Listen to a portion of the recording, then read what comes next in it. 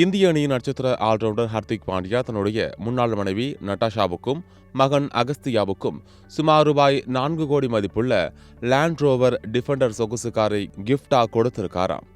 மும்பையில் இருக்கிற ஷோரூம்ல நட்டாஷாவும் அவரோட மகன் அகஸ்தியாவும் காரை வாங்கிக்கிற புகைப்படங்களும் வீடியோக்களும் இப்போ சமூக வலைதளங்கள்ல வைரலா சுத்திக்கிட்டே இருக்குது.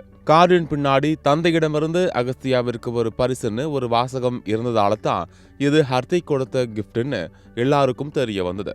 ஹர்திக்கும் நட்டாஷாவும் ரொம்ப நாளா காதலிச்சுட்டு இருந்ததுக்கு அப்புறம் 2020 கல்யாணம் பண்ணிக்கிட்டாங்க. ஆனா அந்த உறவு நீண்ட நாள் நீடிக்கல.